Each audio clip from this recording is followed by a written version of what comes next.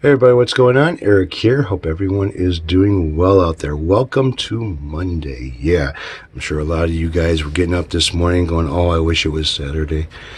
Anyways, back to the Kramer restoration build. Now, one of you guys, I woke up this morning and I saw a comment by one of you guys saying, put this thing outside and let it soak up the sun. Well, funny thing has it is that you and my father had the same idea, but we threw one more thing into the mix. Now we have what's called, well, I don't even know what it's called, but it's a mold and mildew cleaner. Okay, and it's basically probably a bathroom cleaner or something.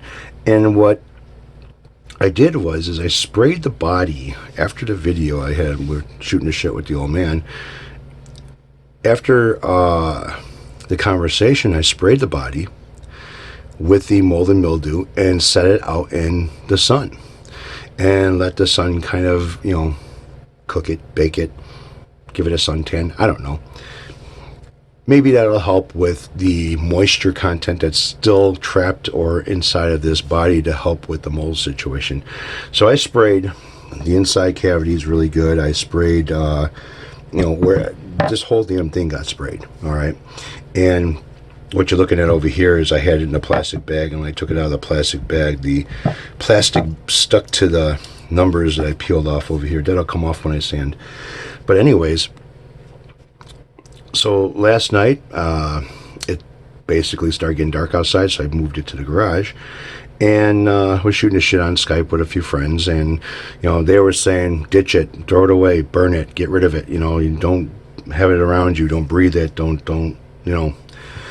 So it was in the garage, and after I got off the Skype call, I brought it back in the house, and you can feel that the wood was, it was kind of warm. It was actually pretty warm last night.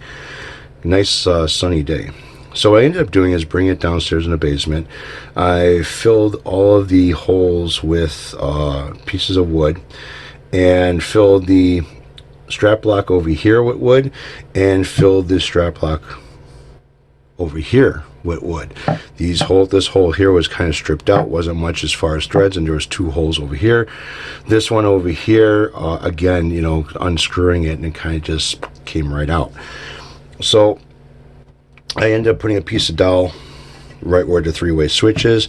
It's nice and flush on the inside. The top has a hump that'll come out when I sand. I had to rebuild up this wall over here because there was a little bit of a curve to it. It wasn't such a straight, nice edge like the rest of it was. CA glue. Wonderful stuff for filling in, or even if you need to reshape something without using Bondo. Bondo will crumble pretty good if it's under pressure. It could crack. The CA glue, I've noticed that even under pressure, it's like a hardened surface, and it's okay.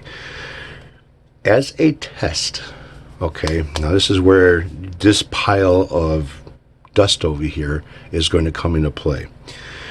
As a test, I knew that the area over here was kind of stripped out for the strap lock mount, but instead of just drilling, an inch in and putting a piece of dowel rod inside, I drilled as far as I could with the drill bit without going through to the other side to see what is in the wood, to see what's going on inside of it without having to cut this thing in half and grinding it up into pieces and say, okay, this wasn't as bad as I said in the last video. So what I ended up doing is getting my drill bit, the drill bit that I used for the dowel rods, drilled all the way down until it buried the drill bit. And this is some of the sawdust that was taken out of there. I mean, as you can see, I put on a white backing. It's kind of dark. It's not very, very light, but neither is plywood. Plywood has some darker layers and lighter layers, darker layers, lighter. You also have a lot of missing pieces in plywood, like where there was a knot. Sometimes there's a hole there. Yeah, it's just plywood is just a wrong idea for a body of a guitar. So I was looking at this, to see like how dark this was going to be. Like these two holes here with the inserts inside those holes, and if this was stored in a cool area or a damp cold area, the metal stays cold.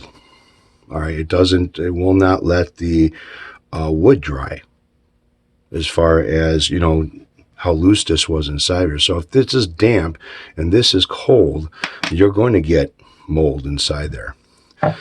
So after drilling these guys out and ended up putting the dowel rod and stuff inside it, I kind of sealed that up a little bit.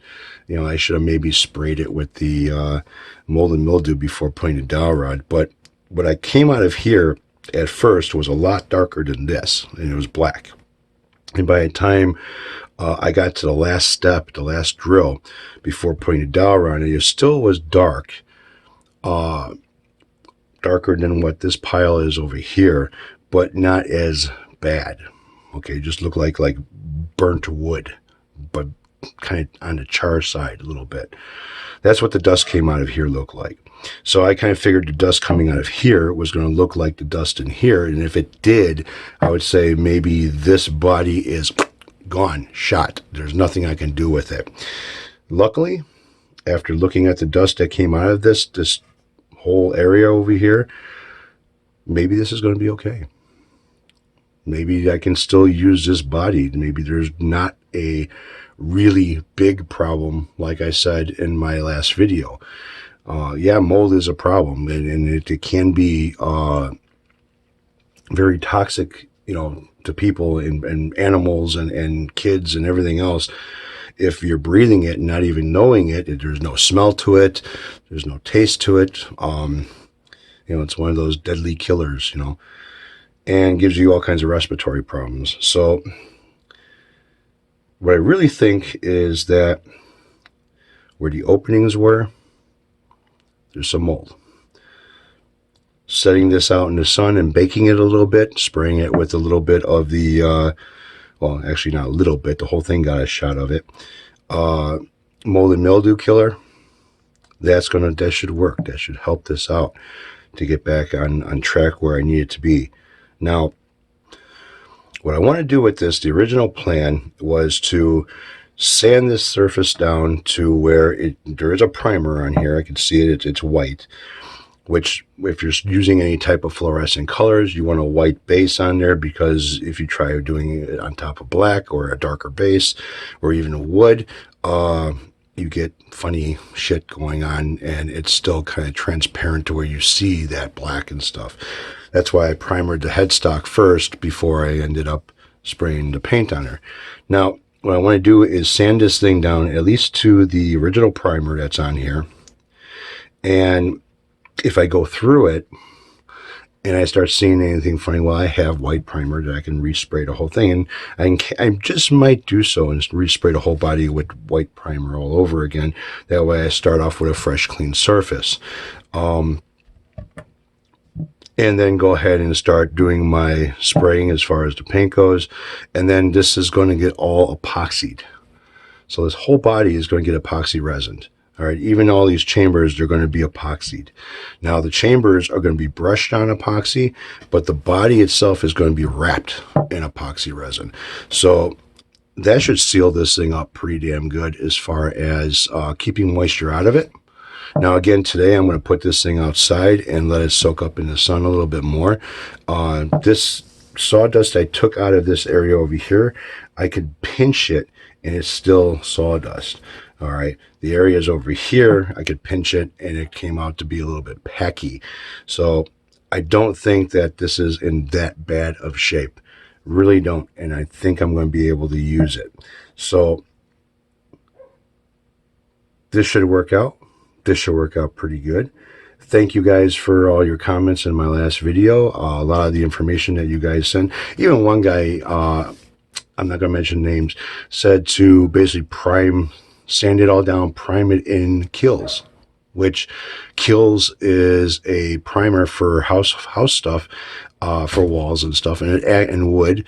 It actually has an additive in it that kills mold, which is not a bad idea. And what I'm using here is the Bullseye, which is a pretty damn good primer, and it also helps with mold as well. So that's my story. I'm sticking to it, and yes, I don't think this is a total loss just yet. I'm still going to continue on this body until I find something that is really going to be a problem. Meanwhile, I still have a body that's coming at the end of the week. Maybe I'll do a Kramer, I'll buy a Kramer neck and do a Kramer build, because I believe that's a Kramer, that's an 80s Kramer Focus body that's coming in. So we'll see what happens. I don't know. But this may not be a total loss. All right, guys, thanks for your comments. Thanks for the information that you left in my last video. And thanks for watching. Take it easy. Have a good one. And enjoy your week, I guess.